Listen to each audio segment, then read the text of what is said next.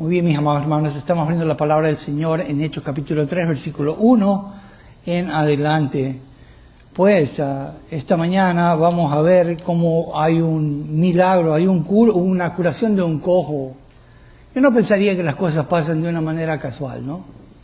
Este cojo ha pasado ahí 40 años a la puerta de un templo, es realmente el templo judío, el Beit HaMikdash. ¿Cuántos conocen, se acuerdan que habían visto a personas que se sentaban a agarrar caridad, ¿no? En las iglesias en nuestros países, ¿no? Y pues ahí estaban los cojos, los que tenían elefantiasis, etcétera, enfermedades, ¿no?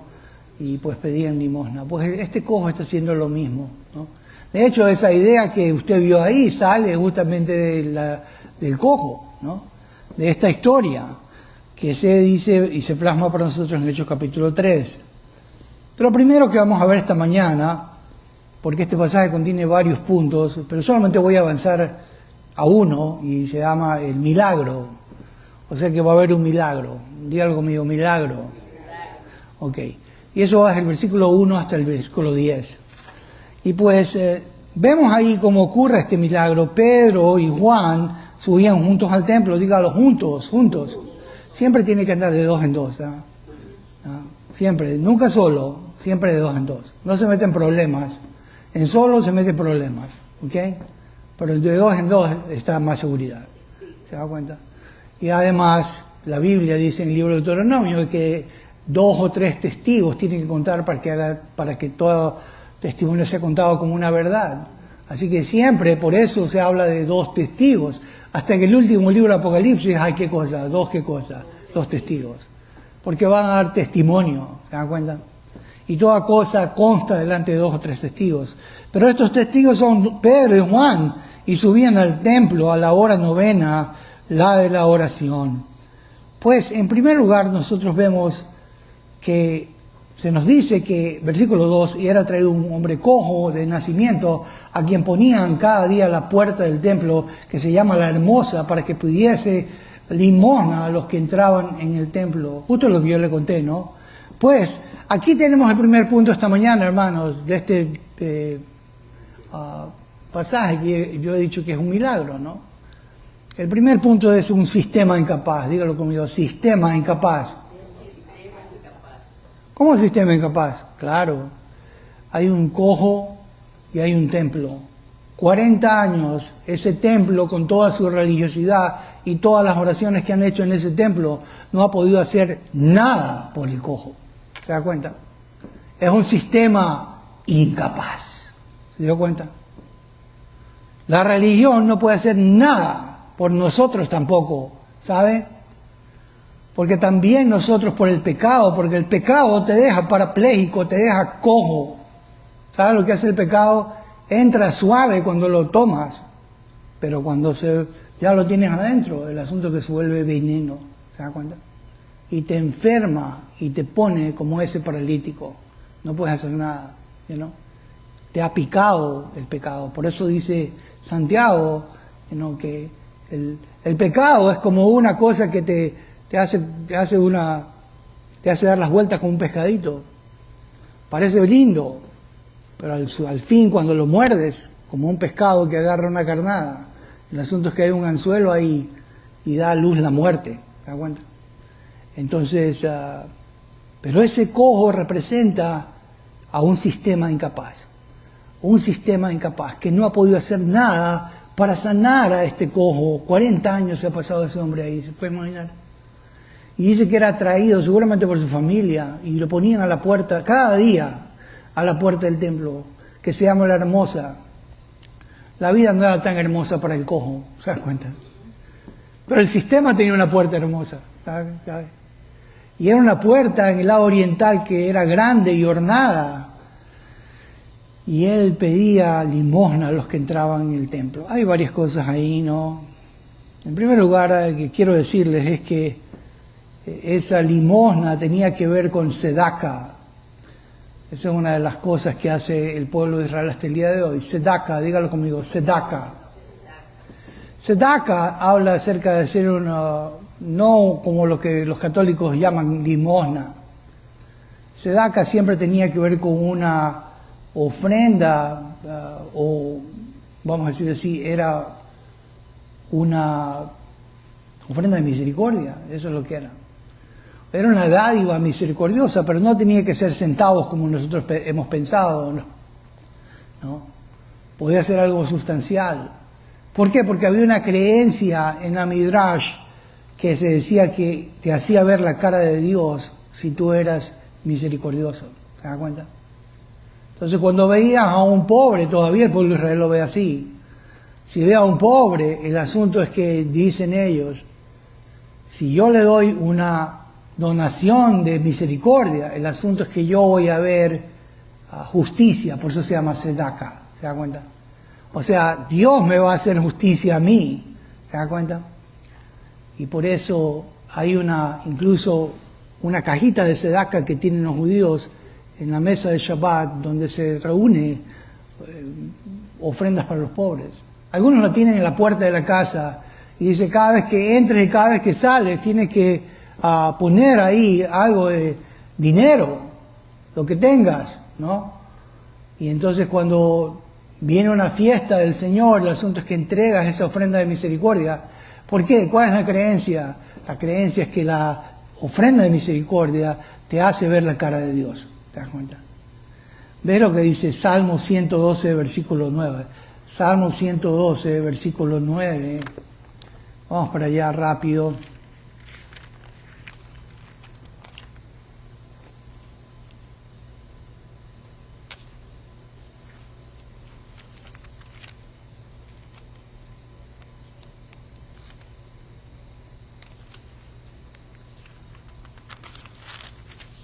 Dice, reparte, da a los pobres y su justicia permanece para siempre. ¿Ves la palabra justicia? Esa es la palabra tzedakah.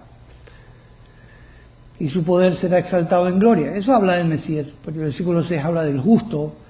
Pero el pueblo judío a veces lo interpreta como que es el justo judío, el judío justo, el tzadik, ¿no? Pero esto habla del Mesías realmente en el fondo. Pero dice que reparte, da a los pobres, su justicia permanece para siempre, su poder será exaltado en gloria. Pero hay esa creencia de que cuando hay un judío que hace cosas que son misericordiosas, entonces el asunto es que, como repartir y dar a los pobres, ¿se dio cuenta? El asunto es que su justicia permanece para siempre y su poder será exaltado en gloria. ¿Se dio cuenta de lo que pasaba? Así que este hombre que está en la puerta está pidiéndoles, mira, acuérdate que tú vas a ver la cara de Dios. Es más, otro escrito judío antiguo dice que apaciguaba la ira de Dios el dar una ofrenda de misericordia. Ve a Deuteronomio 15:11, Deuteronomio 15:11. Vamos para allá rápidamente.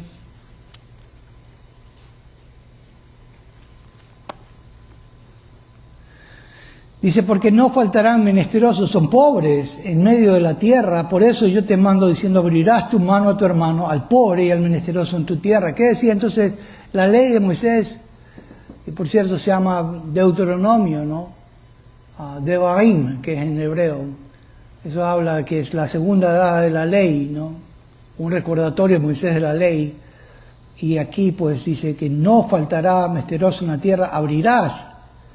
Yo te mando que abras la mano a tu hermano. ¿Qué tenía que abrir entonces cada judío? La mano al pobre, ¿se dio cuenta? Entonces, pues, además se sabía que apaciguaba la ira de Dios si usted daba ofrendas, de misericordia. Así que no es ingenuo lo que hace el hombre paralítico. Él sabe que los judíos saben que tienen que dar ofrendas de misericordia si quieren ver el favor de Dios. Por cierto, hay algo más que le voy a decir, pero en primer lugar tenemos, ya le dije, un sistema incapaz. El sistema no puede hacer nada por él. Pedro y Juan subían a la hora del templo, es las 3 p.m., es la hora novena, es la hora de la oración, donde seguramente, como ya dije en otras ocasiones, era la hora minja, de la oración de la tarde, ¿no? Pero el segundo punto que tenemos es que hay una solución insuficiente, y eso lo vemos en el versículo 3.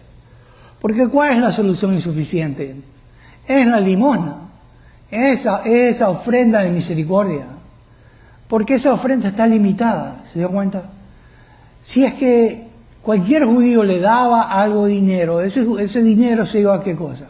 A acabar. ¿Iba a ser sanado el paralítico, sí o no? No. Si entraba un hombre al templo y le daba $40 de ofrenda al paralítico, ¿el paralítico iba a ser sanado o no? No, iba a tener $40 que luego se iban a gastar y se iban a acabar. Por eso, entonces el segundo punto es que esto es una solución insuficiente. El primero es que esto es un sistema incapaz, pero en segundo lugar hay una solución que es insuficiente. No es suficiente. ¿Sabe que el pueblo judío tiene todo este sistema? De hecho, para la época de Yom Kippur, cuando venga ahora en octubre, ¿no? Más o menos, pues hay ofrendas que se hacen. Por ejemplo, los Ashkenazi, que son los judíos europeos, hacen una ofrenda que se llama Malkut, que significa 39 latigazos. Se pegan ellos 39 latigazos. O hacen que alguien les pegue con un cinturón 39 latigazos, ¿no? Pues, ¿qué es lo que quieren hacer? Apaciguar la ira de Dios. Y si yo me pego a mí mismo 39 latigazos, el asunto es que Dios va a ser más misericordioso por mis pecados. Porque se cree que en Yom Kippur Dios juzga los pecados. ¿Se da cuenta? Y también hay algo que se llama capagot. Capagot significa que una gallina la compran, ¿no? Y entonces agarran esa gallina y le dan 3 vueltas, 3 veces en la cabeza. 1, 2, 3, una gallina. Y entonces dicen, esta gallina es mi cambio. O sea, esta gallina va a ser sacrificada. Y por cierto, esa gallina es dada a los pobres también. La gallina es dada a los pobres. Porque si tú haces misericordia con el pobre, el asunto es que Dios tiene misericordia con quién? Contigo. ¿Te das cuenta? Entonces, pero ellos agarran esto y dicen, este es mi cambio. Y por eso usan la palabra capagot. Capagot significa que Dios cubre. Viene de kafar, que habla de cubrir, ¿no? Pero hay uno que no solo cubre, hay uno que quita el pecado del mundo. ¿Se da cuenta? Ya. Pero no me voy a adelantar. Después los sefardim, que son los judíos que tienen raíces españolas, ¿no? Ancestros españoles, hacen una cosa que se llama tzedakah. Y entonces agarran una ofrenda de dinero y dicen, mira, esta cantidad de dinero la voy a dar para los pobres. Entonces agarran la ofrenda de dinero, ¿no? y la hacen sobre la cabeza igual. 1, 2, 3. Y vuelven a decir lo mismo. Este es mi cambio. O sea, la ofrenda viene a favor de mis pecados. ¿Se dan cuenta? Como yo estoy dando esta ofrenda, el asunto es que yo voy a estar libre del juicio de Dios por los pecados que he cometido este año. ¿Se dan cuenta? Esta ofrenda es mi sustituto. Pero quiero decirles algo. Miren, esto es una solución insuficiente. Dígalo conmigo, insuficiente. ¿Cómo sabemos eso? Por lo que dice la palabra. Mira lo que dice Hebreos capítulo 10, versículos 5 al 8. Hebreos 10, 5 al 8.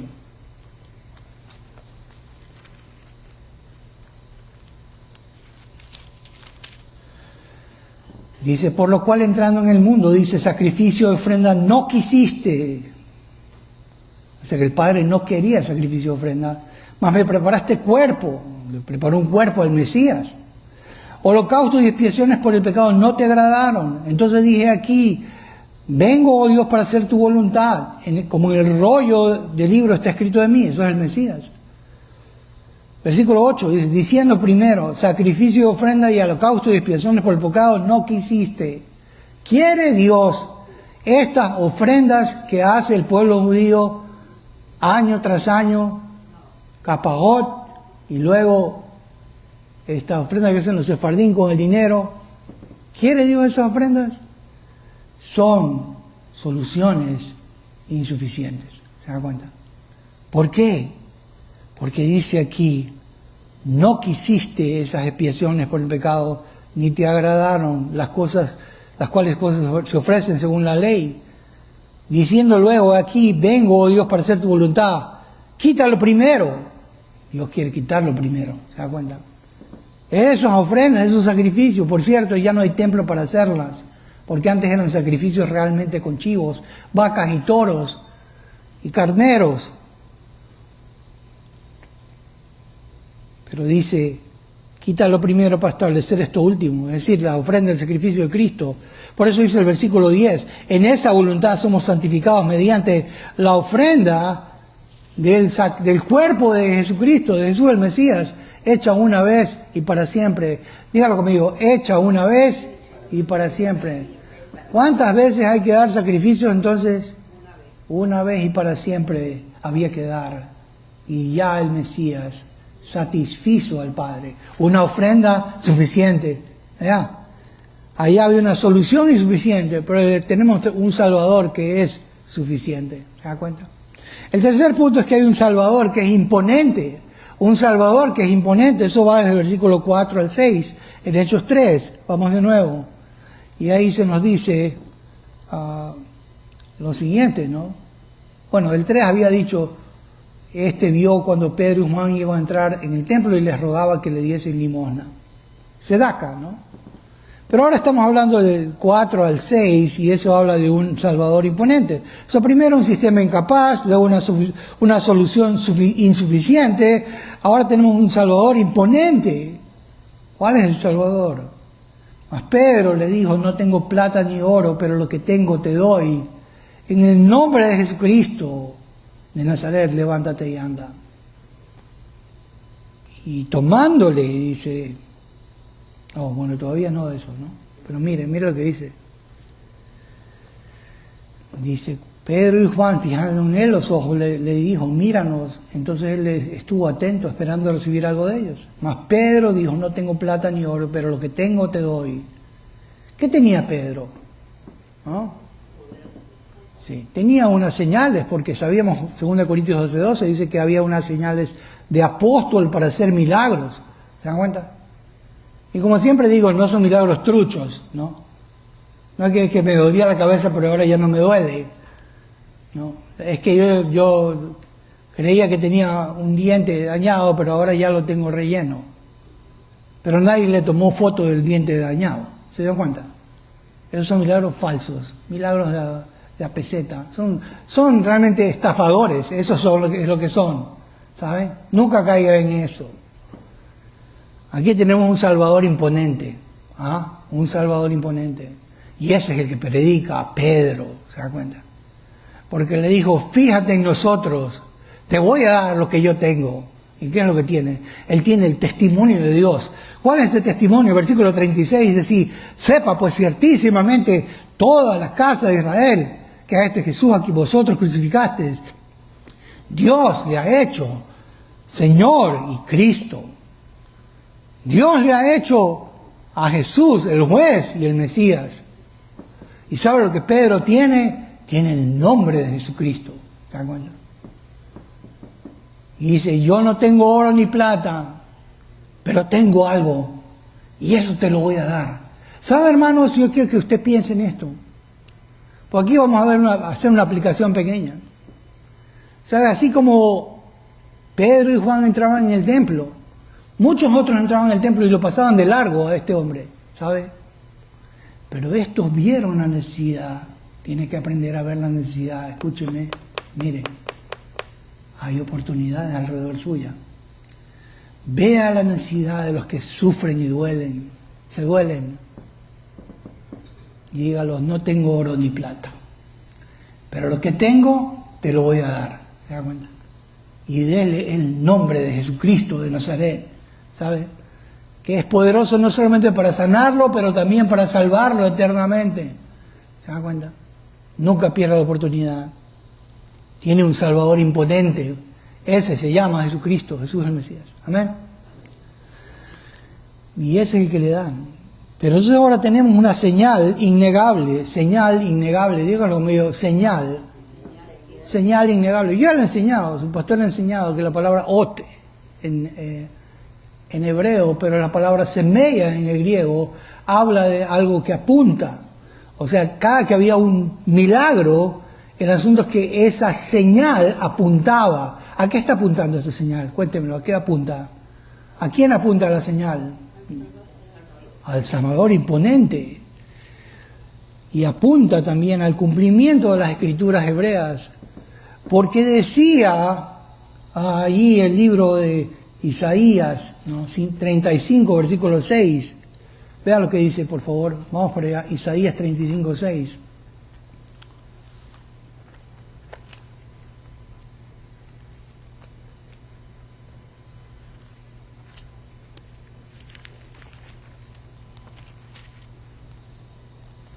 Dice que cuando venga el Mesías, mire lo que iba a pasar.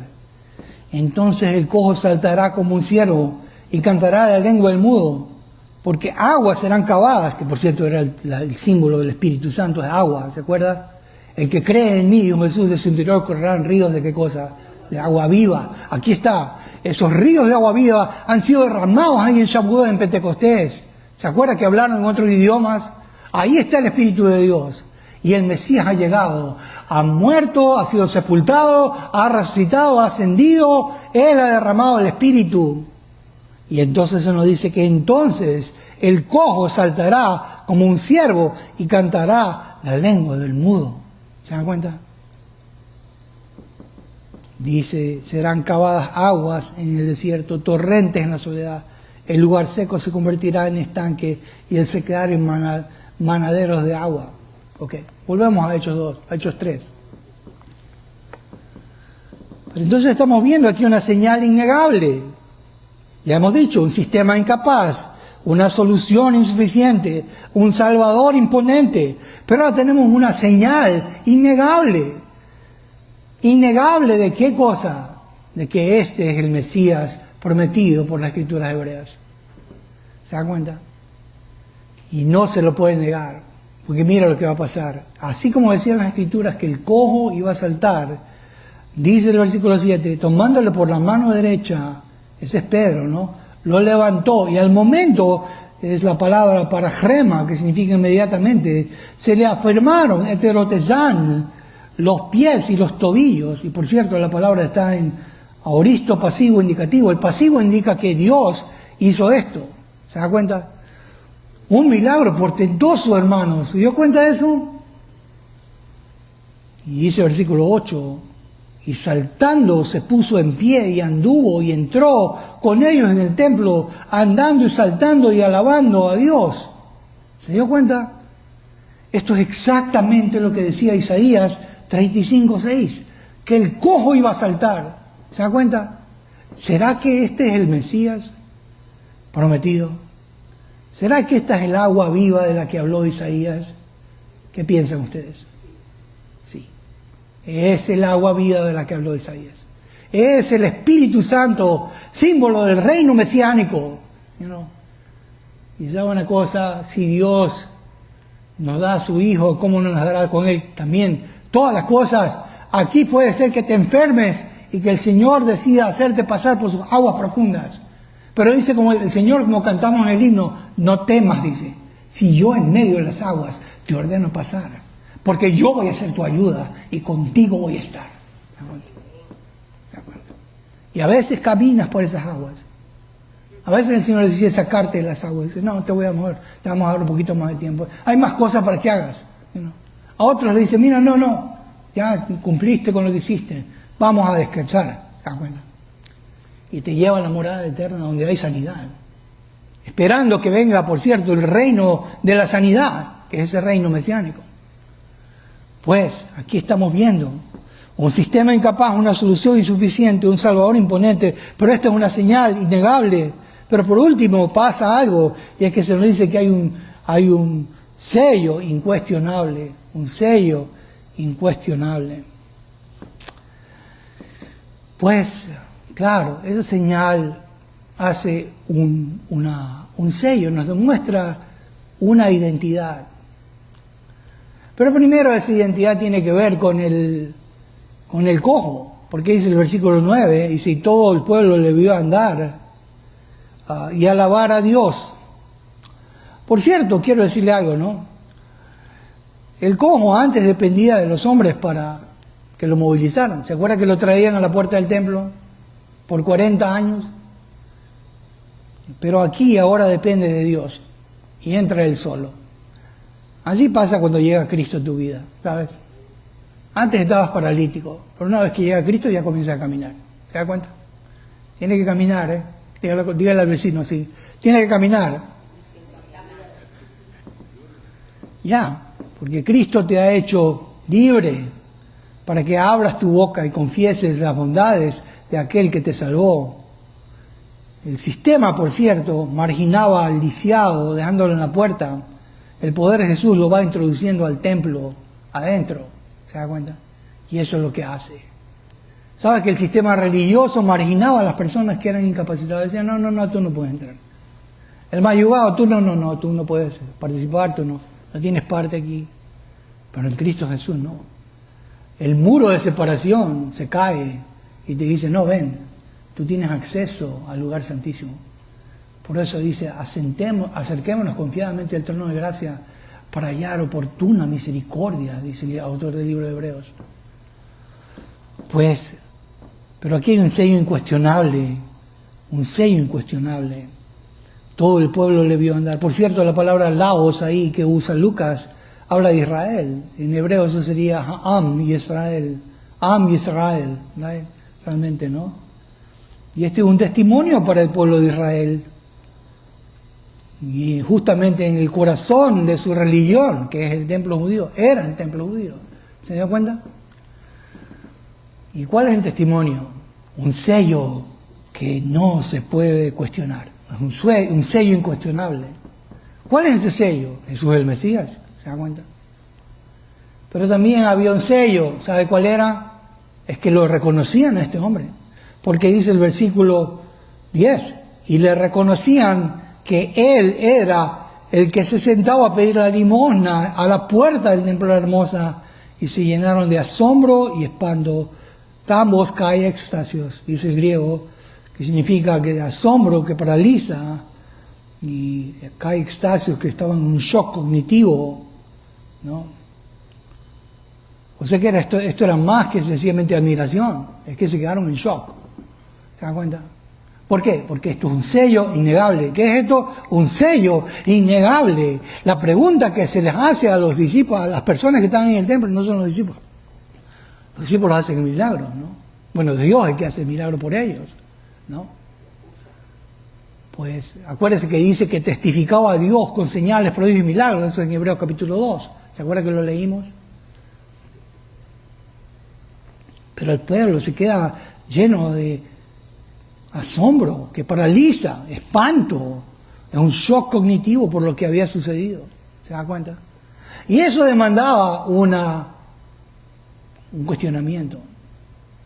Tenían que meditar a quién le pertenece este sello. ¿Sabe a quién le pertenece? Al Mesías resucitado. Ese que murió hace algunos días atrás nada más, en la Pascua, aquel que fue sepultado y al tercer día resucitó, es aquel que ha ascendido, ha derramado el Espíritu y estos milagros de los cuales los apóstoles son los portadores de estas credenciales, como la sanación de este cojo, pues es un sello incuestionable. So, hermanos, nuevamente, tenemos aquí un sistema que es incapaz, pero una solución insuficiente, que era la limosna aquella, ¿se acuerdan? Pero un Salvador imponente. Acuérdese de entregar el nombre de Jesucristo a los necesitados. Amén. Ese les puede dar vida, les puede dar movilidad, les puede dar esperanza. Aún al enfermo más terminal, ¿sabe? Todavía le puede decir, ahorita capaz que no vas a terminar caminando completamente. Puede ser que sí.